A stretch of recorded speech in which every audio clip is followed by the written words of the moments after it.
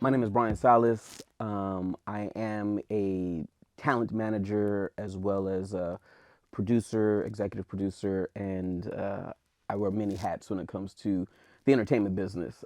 People I work with, Homegrown Radio. I've been with the brand as an executive consultant for over 10 years.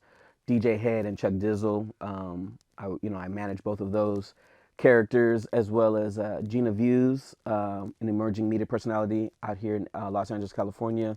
Taekwon Givens, aka Watts Homie Quan, comedic actor, and I have producers. I have a slew of music producers that I work with as well, and just you know I do so many different things within the entertainment business, music business, connecting things, and helping people out in however I can. Early on in my career, when I didn't know any better, but I knew that I wanted to be in this business. I wasn't fortunate enough to start, traditionally like most people with like an internship at a label or at an entertainment company. So I was trying to figure things out like on the outside looking in. So I had, some money and I had a company I had a business partner years ago and we thought we were going to be the next, Rockefeller Records, right? And it didn't work out. He ended up being a very terrible human being as well as business partner. So I had to eventually leave that situation. But I didn't want to give up on the goals of being in the business and whatnot. I felt like I could still do it even though I didn't have him, alongside me. So I started my own venture back in 2006, Magna Music, and tried to figure out the business. I had a young artist. I had some money, and tried to tried to get advice from people that I thought were like in the business, but they weren't in the business in the way that I thought they were, and they took advantage of me. I was completely naive, lost a bunch of money. Um, put out a project with this artist, but tried to pay for certain services and things like that, but not knowing the business at all, completely got taken advantage of, blew a bunch of money, didn't get any real results, and pretty much ended up with nothing to show for the whole entire experience. But once again, I wasn't deterred. So this is my second loss after a failed business with an ex business partner, and then starting my own thing and getting behind my own artist, and that failing. I realized that this was all my fault in the sense that I didn't know enough about the actual business.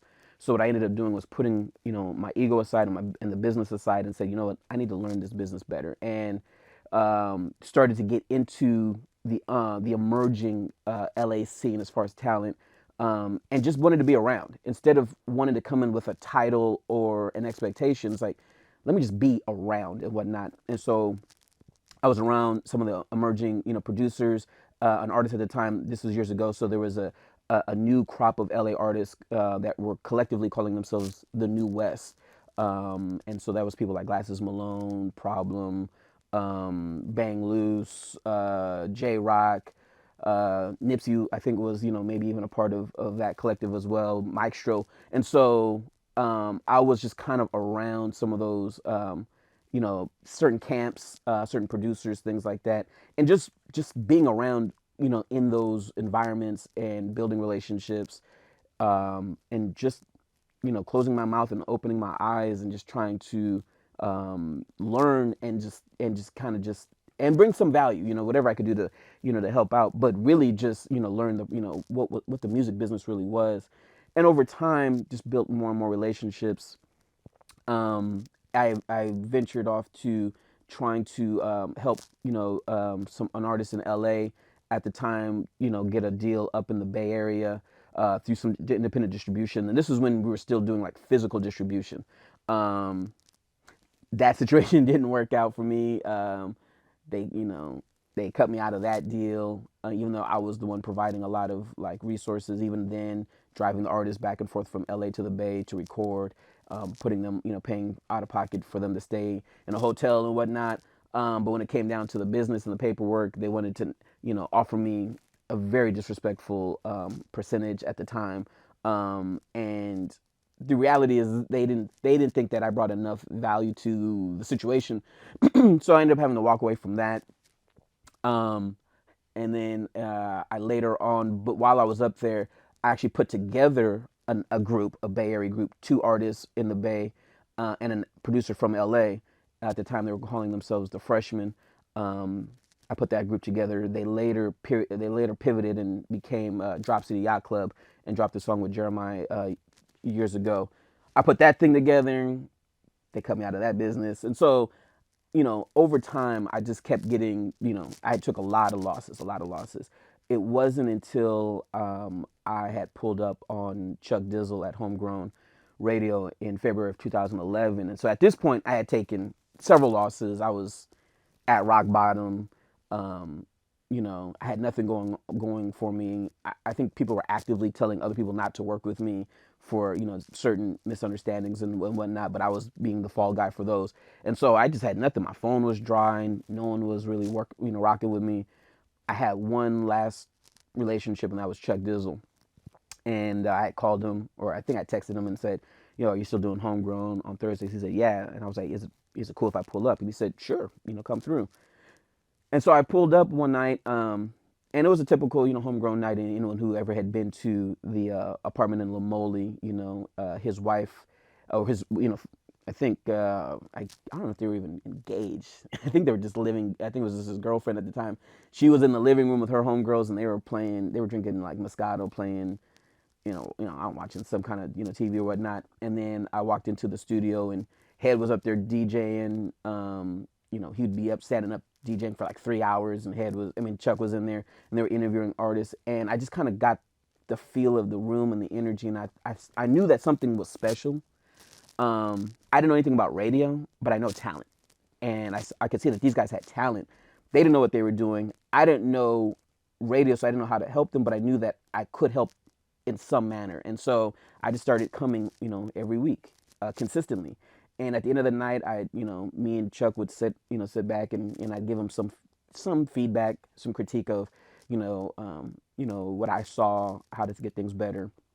But the thing I kept doing was I just kept showing up and showing up and showing up. And like I said, my method never changed. I was always just get in the room, and just listen. And then, like I said, get these relationships as natural and as organic as possible, but never try to, you know, transactionalize the relationship. Just meet people, and then when the time would come where they wanted to have a conversation or I'd be part of a conversation, it was natural, and it was always well received. When you're starting off, you have a talent or a goal, and you want to immediately monetize and make that talent or your service or your good. You want to turn it into a transaction, because we live in this society that's based on capitalism. We're always chasing the almighty dollar. But what a lot of entrepreneurs and people who end up working for themselves need to understand what your business is. And what I mean by your business, not just your business, but the industry, the business, and how it fits into that industry as well. And learn everything that you can, from the small local aspect to a national aspect, because you have to see how you fit, how what you're going to do is going to fit, because you're going to want to scale the business, right? And so you have to understand, how you are going to then scale it, how are you going to grow it, and and try to learn all that you can from A to Z. And so for myself, being in the entertainment, but at the time focusing on the music business, I needed to know what every job in a label did, and I needed to know what every job a label would outsource did. So I had to learn, the distribution. I had to learn the retail aspect. People don't even realize still there's retail aspects of the music business. It's just now, it's just the relationship with the DSPs and whatnot. You have to learn the legal aspect. You have to learn the publicity aspect, the marketing, the promotion. And there's marketing and then there's promotion. Those are two different things. And, learn everybody's role and whatnot. And like I said, I was a sponge for information. And so as I would meet people, I would just listen to them talk. I would just always just listen to people that were smart, right? They were smart in at least their field, or just smart in general, just talk and not debate them. A lot of times, people will have an ego and they think that they're right about something, but they don't have enough information and they want to challenge. I never challenged. I would just listen all the time, and if someone had information that I didn't have, I would just sit and just listen. And I maybe would ask questions for context, but I wouldn't fight them or debate them. And a lot of people do that because it's based in ego. I know what I know, and I know what I don't know, and I always want to, identify what I don't know and then go get that information. But learning, the business was very vital. And at this point, I know so much about the business of music.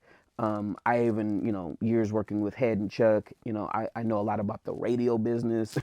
Knowing some of the best publicists in the game, I know a lot about publicity, talking with, record reps or whatnot. I know how to, promote a record. Like, I just know all of these different people, and I've learned so much that I have so much information, and I'm always looking to get more information, even from younger people. I always look because, you know, technology and the way, we do things is always based on the engagement of younger people. And I never want to be the old guy, on the lawn or whatnot. Like, I always want to be like, what's going on. So now we're using TikTok. Okay, how is TikTok working? And how come we're using TikTok and we're not using Triller or things of that nature? It's like, really learning and not being upset with how things have gone, just accepting, okay, this is how we're doing things now, and how to still be, bring value and understanding. Well, it's kind of a common thing that you'll see people like post like memes, but how you appreciate what you're going through today because years before you wish you would have you wish you were going to be here. You know what I'm saying? And so what I mean by that is I'll tell a couple of anecdotal stories. I remember kind of early on with with DJ Head was at the station, and he was frustrated with the politics and the bureaucracy of the entity, right? Like, he just couldn't do the things he wanted to do, and and he always had this. He wanted to do so much for new artists, artists out of LA and whatnot, and it was just tough dealing with, like I said, the politics and the bureaucracy. And I remember him calling me one day, and he was ready to leave and quit, and I was like, yo, this has been your job. This has been your dream, your whole, adult life. You know what I'm saying? You're doing it. You know what I'm saying? It's not what you want it to be. It's not as what you thought it would be. But this is you're doing you're living. The dream of what you wanted to do. Now you have to understand that you want more, and that's fine. But appreciate where you're at. And a lot of times in life, we don't appreciate where we're at because we keep thinking about what we don't have, but we never look back at what we've actually done. We just keep looking forward at what we haven't done, right? Sometimes you have to actually stop and take a look and be like, you know what, I've accomplished this, or I've overcome this, or I've grown in this, space or capacity, right? And you have to, do kind of like an inventory of where you're at in the moment. That doesn't take away from your ambition. Of course, you want more. You want all of the things that that you feel like you're capable of achieving, but you do have to sometimes just look back and be like, "Yo, I'm not at the starting gate anymore." You know what I'm saying? Let's say using the marathon as an analogy, you maybe not at mile 26, but you're not at mile 1. Mile 9 still means you did something. That's 9 miles. You know what I'm saying? A lot of people can't do 9 miles, and so pat yourself on the back, for what you've done, but also stay motivated for more. But you're gonna have rough moments. You're gonna have moments, and you're gonna have sometimes where you have to take a step back. And you have to be like, oh, this isn't working. Even though I've accomplished this much so far, what I'm currently doing isn't working, and it's okay to pivot and sidestep to continue your progression. But you don't have to get down on yourself. You just have to be willing to make the adjustments that are needed to keep going and whatnot. But don't get too down on yourself where you just stop and just give up. My experience, fighting and battling cancer, was interesting from the aspect of, I remember late 2019, I was experiencing abdominal pains that I couldn't understand where they were coming from and whatnot. But being a guy and being a man, not going to the doctor immediately, just thinking, oh, maybe this will pass or whatnot. But it was actually quite excruciating pain, and I'm not someone who complains about pain ever. Um, February of 2020, I go to a doctor. I start the process of going to a doctor trying to figure it out. They don't know initially what it is, and and so we're just trying to figure it out and whatnot. Well, then the pandemic hits the U.S. March of 2020, so we're all locked down, quarantine. Um, I'm still kind of like not feeling good. Still don't know what's going on. Um, Series of things happen that lead me um, to having to go to the hospital for a blood transfusion because the whole time I was anemic and not realizing to the severity of it. But while I had to go to the emergency for for blood transfusion, they ran a CT scan, saw that we think something might be wrong. I had more tests done later. By July of 2020, right? So we're still, kind of locked down, quarantine, but not really. We were in a weird place where people were kind of like outside, but still trying to avoid getting COVID. I was diagnosed officially with having colon cancer, and it was stage 3 colon cancer. I was blessed with a very good prognosis. They felt like surgery was going to take care of it. 6 weeks later, I had surgery, which was very successful. Still in the midst of the pandemic and quarantine, but they wanted to just for precautionary purposes have me do 12 rounds of chemotherapy in case there was any microscopic cells left. So that meant starting in September of that year, I started chemotherapy, and it was going to be about a 6 month process. Um, it whooped me. I'm not gonna lie. It whooped me. I was every day, it just because, as anyone who's ever been through the process knows that chemo builds on itself. And so you just continuously get weaker and weaker and whatnot, and just more and more sick just throughout the, just dealing with the treatment. So, but the whole time, um, only my immediate core group knew, and that's maybe 5, 6 other people knew, and that's not including my family. So no one knew that I was going through this, and people are still calling me, emailing me, texting me. I'm still having to work throughout the whole thing, taking phone calls, helping people through certain business aspects and whatnot. All while battling, you're dealing with chemo and battling, cancer and whatnot. And I remember coming into the top of 2021, I could see the light at the end of the tunnel because I knew I'd be done around like March, and we as a society were starting to kind of come out a little bit more. And I remember my last day of chemo when I went to the doctor and gave them my pump and all that. um, I was I was sick as a dog. I felt terrible. But that same day, had been DJ had been booked to do an event and whatnot, and I did not need to be there. He did not need me to be there. I'd already had taken care of the business part of it. All he had to do was just go and do the event. But I needed to go for myself, and I had pulled up on him, and he did his thing. He always does his thing. Consummate professional.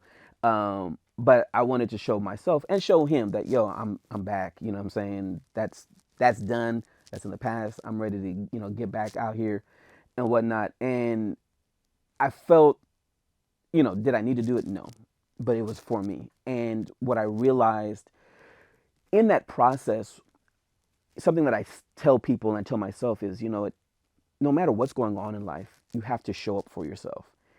And we often go through so much that will deter us from the pursuit of whatever it is that we want in life. No one else cares, not that people don't care that you're going through, but they can't care every day because they have their lives, what I'm saying? And so the first person who has to care and who has to support you is yourself. You have to care and support yourself each and every day. And beyond what I went through as far as cancer or whatnot, showing up for yourself is the true essence of entrepreneurship. You have to every day. No one cares if your business works. They just don't. You have to show up every day for yourself, whatever that means for yourself. Even on your off days for your own rest and mental health and whatnot, that's still you showing up for yourself. You have to show up for yourself, and I really got that lesson in that journey. And ever since then, man, you talk about a man with intention. I've been a man with intention ever since then. Family, fatherhood, Yeah, that's what's funny is today actually is the 19th year anniversary of me finding out I was going to be a father. Um, and I personally celebrate this day because it changed my life and it changed my perspective. I felt like it was when I finally started to take myself serious and I grew up as an adult, as a man. My daughters are now 18 and 16, and they are everything to me. Um, but I've had to make sacrifices over the years to pursue, my business, but also raise them. And so a lot of people don't know this, but I'm a full-time single father of both my girls for the last 12 years or so. So, I've had them full-time and whatnot. I'm blessed to have two amazing people as my daughters. And so, they're very understanding of what I've missed, but then I've also made sure to be there for the things that, were memorable. And what you have to what you're going to have to come to the realization is people sometimes use their kids as an excuse for not being able to do something. Children are children. They're going to be here, right? And what they need is they need love and they need support and they need all those things. But they don't need it from a person. They need it, from as many people as possible. And so, if you have the ability to have, a village or have people, help you surround, your kids with and whatnot, and you're willing to make the sacrifices that you need to for the purposes of your business, you can definitely do both. Now, I don't do other things like I don't have other hobbies or distractions and things like that. I do two things. I work and I raise my kids and whatnot. And so, those are the things that are important to me and I was willing to sacrifice. And I ask people all the time when they're frustrated with where they're at career wise, I'll be like, but what are you willing to sacrifice? We all get 24 hours a day, 7 days a week, right? No one can get any more time. But have you ever looked at how you spend your 24 hours? What are you actually doing? And when you start to actually audit your time, you realize that there's probably time that you're doing things that aren't serving you as a parent or as an entrepreneur. So that means there's extra time in your day that you can do those things, and be a better entrepreneur and be a better parent. Um, and I understand we need, to let off steam and things like that, but understand that, what you're willing to sacrifice will impact, your ability to be both a great parent and to be the best business person you can be. But it's about discipline and sacrifice.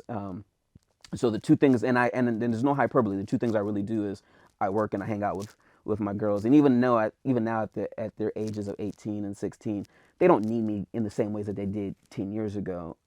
But what they do need is conversation, and I never avoid any conversation they have. They come into my office, my home. They sit down. They know I'm working. They know I'm working, and they still will sit down and just start talking my ear off. And I give them that time because there's going to be a time very soon where they're not going to want to do that or they're not going to be around. And I want them to always know that no matter what, I'm always going to give them the time.